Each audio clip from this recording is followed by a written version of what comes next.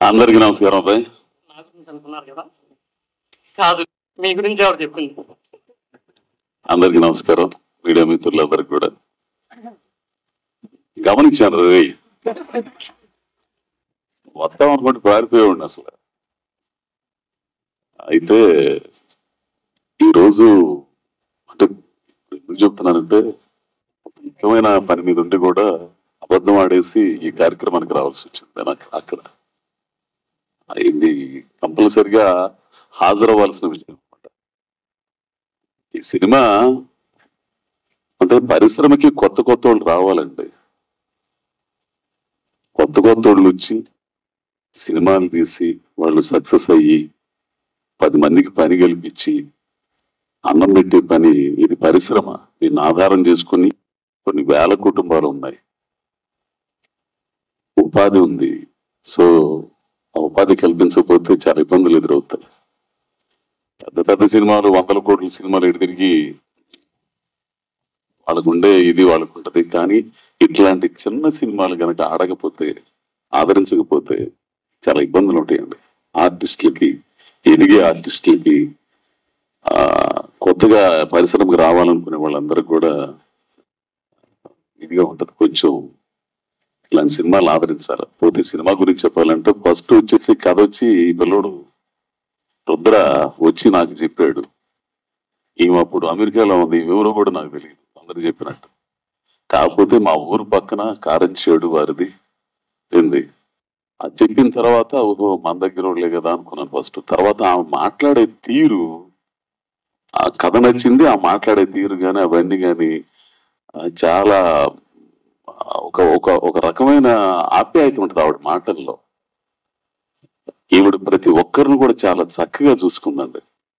ఈ పిల్ల నేను కాదండి బాబోయ్, ఈ పిల్ల అండి కూతురు, ఆమె కూతురు అండి సింగిల్ హ్యాండ్ మీద ఆ ఫ్రెండ్ ఇంకొక అమ్మాయి ఉంది, అమ్మాయి పేరు సౌమ్య. వీళ్ళిద్దరే సినిమా మొత్తాన్ని నెల్లూరులో ఈ ఆడపిల్లలు ఇద్దరు టిఫిన్ల దగ్గర నుంచి భోజనాల దగ్గర నుంచి దగ్గరుండి వాళ్ళు చూసుకుంటా సముద్రం ఒడ్డున షూటింగ్. అది ఎంత ఇదిగా ఉంటుందో మీ అందరికి చాలా మందికి తెలుసు.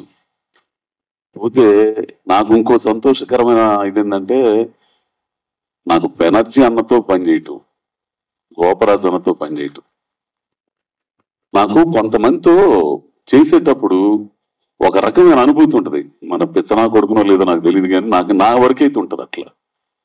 ఎందుకంటే బెనర్జీ గారిని, ఆయన చేసిన సినిమాలు, ఆయన రామ్ గోపాల్ వర్మ గారి దగ్గర కానీ హిందీలో కానీ అటువంటి మనిషితో పనిచేస్తే కొన్ని జ్ఞానం వస్తుంది, కొంచెం తెలిసిద్ది ఎట్లా ఉండాలి, ఎట్లా చేయాలి. అట్లానే గోపరాజు రావణన్న తెలుగు నాటక రంగంలో ఆయన ఒక చెరగిపోని ముద్ర అసలు. అటువంటి ఆర్టిస్ట్ ఆయన దగ్గర పనిచేయటం, ఆయనతో కలిసి పనిచేయటం చాలా నేర్చుకుంటాను వీళ్ళందరి దగ్గర నుంచి. నేను వీళ్ళందరిని చూస్తే నేర్చుకున్నాండి.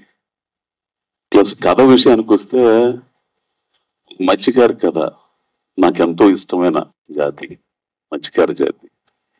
ఎందుకంటే ఆ జాతి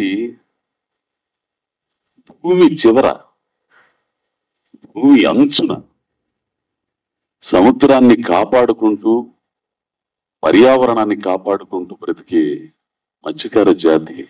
చాలా కథలు ఉన్నాయి వాళ్ళ గురించి, పెద్ద పెద్ద రచయితలు రాసిన కథలు ఉన్నాయి. వాళ్ళ జీవితాల్లో ఉండే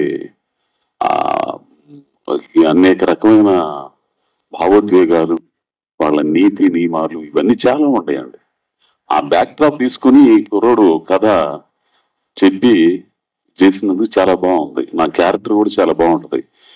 ఎవరితో అంటే పోతే మహిపాల్ గాని ఆ పిల్లోడు కానీ వీళ్ళందరూ కూడా కొత్త కుర్రోళ్ళు, వాళ్ళందరితో చెయ్యాల. నా ఇదైతే పెద్దోళ్ళతో చేస్తాను, పెద్ద సినిమాలు చేస్తాను, ఇట్లాంటి చిన్న సినిమాలు కూడా చేయాల్సిన బాధ్యత నాది. ఖచ్చితంగా చేస్తానండి. చేసి వాళ్ళందరూ ముందుకు రావాలా. ఇట్లాంటి వాళ్ళందరూ నాకు అవకాశం ఇవ్వబట్టే కదా నేను ఈ చిన్న గుర్తింపు వచ్చింది నాకు. సో కథ చాలా బాగుందండి, సినిమా బాగుంది. అయితే ఈ పోటీ ప్రపంచం ఉంది కదా, దాంట్లో నెగ్గుకు రావాలంటే మీడియా సపోర్ట్ కొంచెం కావాలి. మీరు చూడండి, 23వ తారీఖు రిలీజ్ అవుతా ఉంది. 20 22 రిలీజ్ అవుతుంది. ఈ పిల్లోడు హీరో అయితే ఆ అంటే నిబద్ధతతో చేశారు. ప్రతి సీన్ కూడా నిబద్ధత, ఆ కుర్రోడు యాక్టింగ్ కూడా నిబద్ధత ఉంటుంది. అందరండి నిజంగా కథా సినిమా కంటే ఈవిడ ఈవిడ ఇది నాకు అంటే ఒక ప్రొడ్యూసరు ఆమె బతికితే అంటే ఎందుకు వచ్చానో తెలిసిన ఈ రోజు కరెక్ట్ గా షూటింగ్ లో ఉండాల్సిన వాడిని అక్కడ పెద్ద అబద్ధం ఆడి వచ్చేసాను. ఎందుకంటే ఆవిడ గనక సక్సెస్ అయితే, సక్సెస్ అయినా అవ్వపోయినా కానీ ఇడిచిపెట్టదు. ఆవిడ డ్రీమ్ అండి, సినిమా పరిశ్రమలు నిలదొక్కోవాలి, నేను ఒక ప్రొడ్యూసర్ గా నిరూపింపబడాలి, ప్రొడక్షన్ చేయాలి, 10 మందికి పని కల్పించాలి అనే ఒక ఉన్నత ఆశయం ఉంది చూసారా ఆవిడకి. ప్రతి మాటలో ప్రతిధ్వనిచ్చిందండి.